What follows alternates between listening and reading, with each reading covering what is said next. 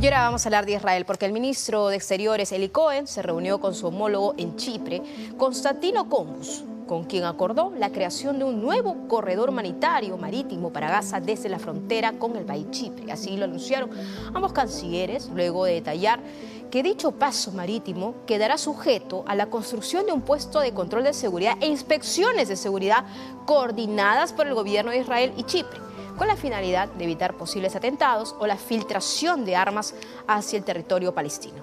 Los dos ministros coincidieron en que la medida representa un paso importante y el canciller de Israel enfatizó que el pueblo palestino no puede retornar al dominio de Hamás u otra organización terrorista. Y para hablar sobre este tema, yo lo tengo conectado a Mario Schneider, profesor emérito de Ciencia Política de la Universidad Hebrea en Jerusalén. ¿Cómo está? ¿Cómo le va, profesor? Un gusto tenerlo. Bueno, en una guerra uno siempre está tenso porque las noticias cambian todo el tiempo. Totalmente, minuto a minuto. Triste por las bajas, siempre por la pérdida de vidas humanas inútil, en forma inútil, porque no es que un muerto más o 100 muertos más van a cambiar mucho la situación. Sí. Pero alerta a todo lo que está sucediendo porque vemos que dentro del panorama de guerra, tal como lo ha señalado usted, Carmen, hay algunas noticias positivas como la apertura de un tercer corredor humanitario, porque el primero es en Egipto, Cruce ustedes lo llaman, Rafah. claro, nosotros Kerem lo llamamos Shalom. Rafía, claro, luego el segundo en Kerem Shalom en Ajá. Israel, que ya está abierto y funciona, y ahora se habla de un corredor humanitario marítimo, entre otras cosas porque las relaciones entre Chipre e Israel son muy buenas. Entonces hay confianza mutua de que no se va a tratar de ayudar en forma, digamos, ilegal a los movimientos terroristas, sino que realmente esto irá en beneficio de los tantísimos palestinos desplazados en el sur de la Franja de Gaza que necesitan ayuda humanitaria de Por todo tipo. supuesto. Claro que Sí, sí. Y bueno, yo solamente quiero hacer recordar al auditorio, y también me gustaría su perspectiva, porque hemos visto ayuda humanitaria que llega en camiones, en convoyes humanitarios, sí, ¿no? Y también lo que vimos era que terroristas de Hamás robaban todos los enseres, sí, medicamentos, alimentos. sí. Entonces, yo creo que este corredor marítimo va a merecer también una seguridad dentro del enclave palestino para que realmente la ayuda llegue a los más necesitados, que es lo más importante, ¿no? Claro, absolutamente, Carmen. El problema es separar la guerra contra los grupos terroristas que lleva a cabo Israel de la situación de los civiles palestinos que no tienen nada que ver y no tienen por qué sufrir. Sufren porque jamás los ha metido, los ha llevado a una guerra terrible en la cual ellos han sido las principales víctimas. Pero como usted ya lo ha dicho en otras oportunidades, esta es la política de Hamás. O sea, la política de Hamás es atacar a la sociedad israelí, no tanto al ejército como a la sociedad, y usar como escudos humanos a la sociedad palestina, y así se beneficia desde el punto de vista internacional, porque en todo el mundo hay marchas que hablan de cómo sufre la sociedad civil palestina. Lo que yo siempre le pregunto a los dirigentes de las marchas o a los líderes, que son siempre anti-israelíes, es bueno, pero ¿quién provocó esta situación? ¿Y quién la está controlando? ¿Quién la está manejando? En el fondo, la está controlando, la sigue controlando Hamás.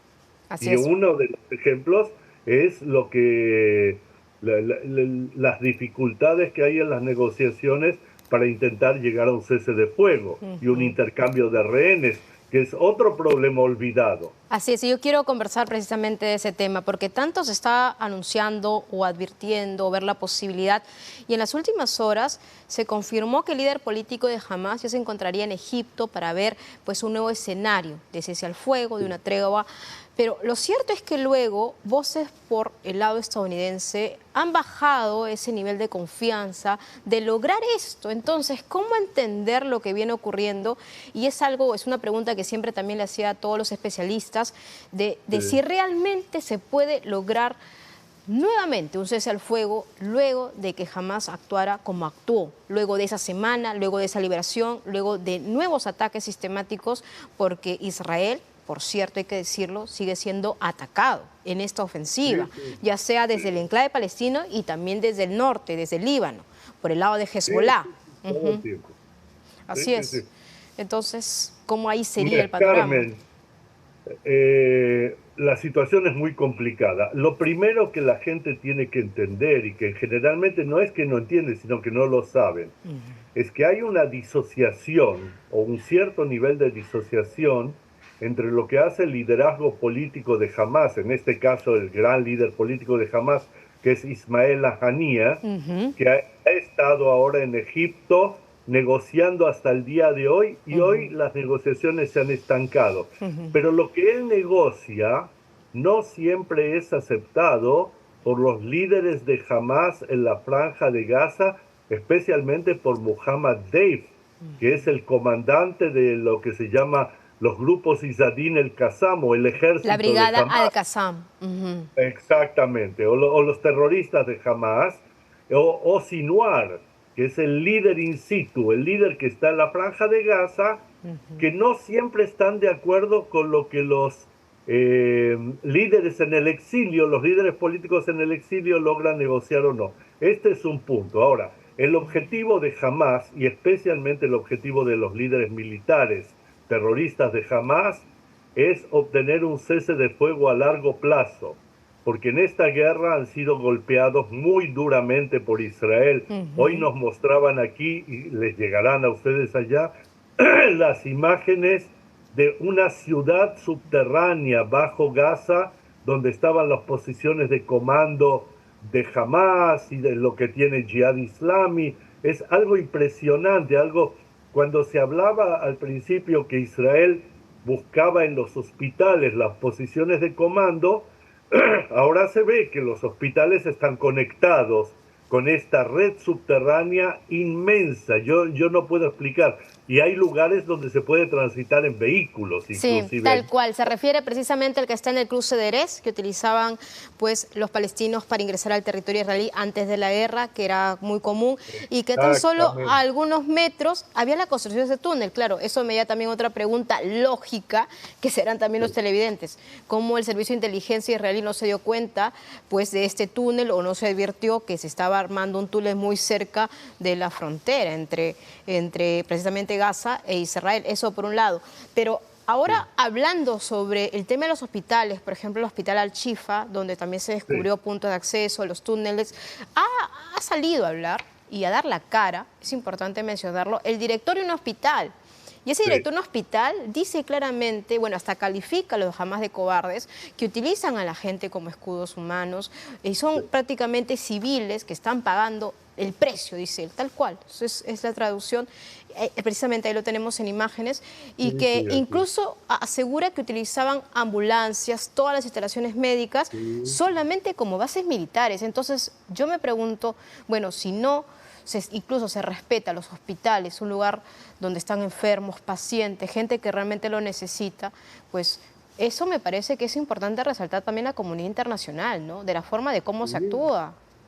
Por supuesto, aquí esto es todo un tema, que los ataques que se lanzan contra Israel sobre la base de violación de derechos humanos, yo digo siempre, bueno, pero veamos quién realmente viola los derechos humanos y por qué motivo lo hace. Y en este sentido, jamás son expertos. Ellos utilizan los hospitales como encubrimiento a sus actividades, también a los túneles y todo el resto.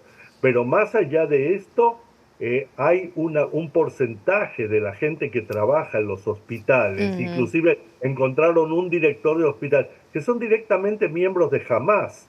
Han encontrado en los hospitales depósitos de armas y han encontrado que en algunos hospitales han tenido rehenes, o sea que han usado los hospitales como cobertura para tener rehenes israelíes. Así es. Todo esto desde el punto de vista del derecho internacional humanitario y las leyes de guerra son violaciones terribles y se siguen cometiendo día a día. Y Carmen, como mujer, tengo que